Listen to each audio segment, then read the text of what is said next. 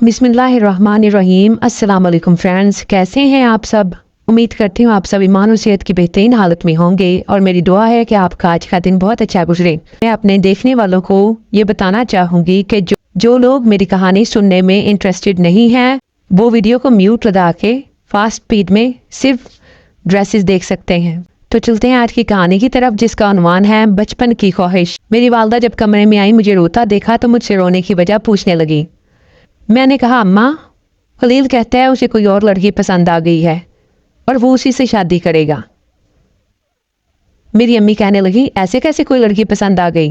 तुम्हारी खाला ने बचपन से तुम्हारा रिश्ता मांग रखा है, अभी जाकर आपा से बात करती हूँ। मैंने कहा, आप रहने दें, अभी रहने दें, कल चली जाइएगा। अम्मी बोली, अच्छा तुम तो रोना बंद करो, अपने आंसू साफ करो, कोई ज़रूरत नहीं तुम्हें यूँ रोने की। अरे ये कोई बात है कि वो मेरी बेटी को ठुकरा देगा? चांद जैसी बेटी है मेरी, चिराग लेकर भी ढूंढेंगे तो नहीं मिलेगी। तुम फिक्र नहीं करो, तुम्हारी शादी हर हाल में खलील से ही होगी। अगले रोज़ अम्मा खाला के घर जाने की तैयारी कर ही रही थी जब खाला खुद ही हमारे घर आ गई। बराबर में ही तो घर था। खाला की आंखें बुरी तरह से सूजी हुई थीं, ऐसे लग रहा था जैसे बहुत रोई हूँ। मेरी वालदा के सामने नज़र झुका कर बैठ गई। अम्मा कहने लगी, ये मैं क्या सुन रही हूँ आपा? खलील को कौन सी लड़की पसंद आ गई है अपने लिए और क्यों आ गई है? मेरी बेटी कोई खिलौना था जो बचपन से तुमने अपने बेटे के रिश्ते में उसे बांध कर रखा था? मेरी खाला बोली, मैंने खलील को बहुत समझाया है और कहा है कि मैं उसकी शादी किसी और से नहीं करूंगी। मेरे घर की बहू बन के आएगी तो सिर्फ ऐना, लेकिन वो कहता है कि वो शादी अपनी पसंद से करेगा। इस तरह के रिश्ते ना तो उसने कायम किए थे और ना ही उसने कहा था कि ऐना को उसके नाम पर बिठा कर रखो।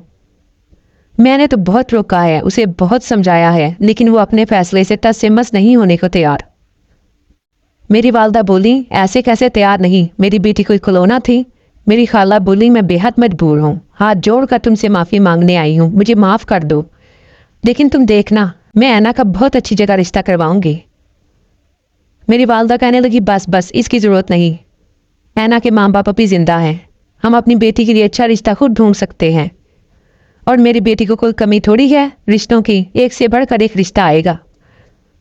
मेरे रिश्ते एक से बढ़कर एक आ सकते थे और आए भी थे, लेकिन मैं अपने दिल का क्या करती जहाँ पर सिर्फ एक नाम था और वो था खलील का।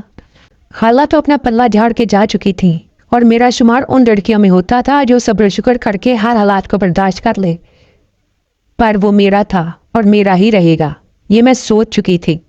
अगले ही महीने मुझे उसकी मंगनी की खबर मिली कि जहां वो चाहता था वहीं पर उसका रिश्ता पक्का कर दिया गया था। मंगनी की मिठाई हमारे घर आई तो मेरी अम्मी बोली कि मैं सारे रिश्ते नाते अपनी बहन से तोड़ दूंगी, मेरे लिए सबसे पहले मेरी बेटी है और बाकी सब रिश्ते बाद में। लेकिन मैंने कहा, नहीं अम्मा, आप इनसे कोई भी रिश्ता नहीं तोड़ेंगी। इसमें खाला का क्या कसूर? जो होना था वो हो गया और इतनी सी बात से रिश्ते थोड़ी तोड़े जाते हैं, और ना इतनी सी बात से कोई मरता है। मैं भी नहीं मरूंगी। मेरी बात सुनकर अम्मी ने मुझे गले लगा लिया और बोली, देखना, खलील से ज़्यादा अच्छे नसीब होंगे तुम्हारे, तुम्हें बहुत अच्छा शोहर मिलेगा। मैंने इस बात को टालते हुए अम्मी को ज़बरदस्ती खाला के घर मुबारकबाद देने भेजा। खलील की शादी की तैयारियां भी मैंने बहुत ज़ोर शोर से की, हालांकि मेरी अम्मी को मुझसे इस सब की तवक्को बिल्कुल ना थी। फाखरा भी मुझसे शर्मिंदा शर्मिंदा थी। कहने लगी, मुझे भाई की पसंद बिल्कुल भी पसंद नहीं आई, बड़ी मॉडर्न सी लड़की है, मुझे नहीं लगता वो हमारे सीधे साधे मिडिल क्लास माहौल में सरवाइव कर सकेगी। मैंने सोचा वो सरवाइव करे या ना करे, मैं उसे यहाँ ज़्यादा देर तक रहने नहीं दूंगी, क्योंकि ये मेरी जगह है और मैं अपनी जगह किसी को नहीं दे सकती, किसी को भी नहीं। मैं जब मेहंदी के फंक्शन पर आई तो खलील मुझे देखकर बहुत हैरान था। कहने लगा, तुम भी मेरी शादी पर आई हो? मैंने कहा, क्यों, मुझे नहीं आना चाहिए था? खलील बोला, नहीं, ऐसी बात नहीं, बस मुझे लगा था कि तुम नहीं आओगी। मैंने कहा, ऐसी कोई बात नहीं, ठीक है आप मुझे अच्छे लगते थे, पर इतने भी नहीं कि मैं आपकी खातिर दोनों बहनों को अलग कर देती। कोई बात नहीं, अगर तुम किसी और के नसीब में हो तो। खलील कहने लगा, तुम्हारे नसीब में बहुत अच्छा शख्स आएगा। मैंने कहा, जी इंशाल्लाह। खलील बोला, तुम्हारी बात ने तो मेरा दिल जीत लिया। मैंने कहा, आप फिक्र ना करें, जो होना था सो हो गया, इतनी बड़ी बात थोड़ी है कि रिश्ते ख़त्म किए जाएं। वो बोला, हाँ यही तो मैं अम्मा को समझा रहा था, बहरहाल तुम बहुत अच्छी हो। ये कहकर वो चला गया और मैंने सोचा कि बात तो बहुत बड़ी थी और इसका अंदाज़ा तुम्हें बाद में होगा कि कितनी बड़ी बात थी। उसकी शादी का दिन था और मैं बेहद परेशान थी। चाहते हुए भी मैं खुश होने का दिखावा नहीं कर पा रही थी। ये बर्दाश्त करना मेरे लिए बहुत मुश्किल था जो मैं कर रही थी।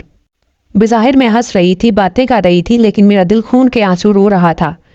जब इसकी दुल्हन रुखसत होकर आई तो मैं उसे गौर से देखने लगी। कोई शक नहीं कि वो खूबसूरत थी, लेकिन मुझसे ज्यादा नहीं थी। पता नहीं खलील इस पर क्यों फिदा हो गया। उम्र में भी मुझसे बहुत बड़ी थी। खलील की हम उम्र होगी। सुना था कि बड़े मॉडर्न माहौल से आई है। वो बता रहा था कि इसके बाप ने उसकी शॉपिंग पर कितना पैसा खर्च किया है। पूरा कमरा उसके सामान से भर गया था। वो अपने कमरे में दुल्हन बनी बैठी थी और मैं उसके सामने बैठी उसकी किस्मत पर रश्क और अपनी किस्मत पर आंसू बहा सकती थी।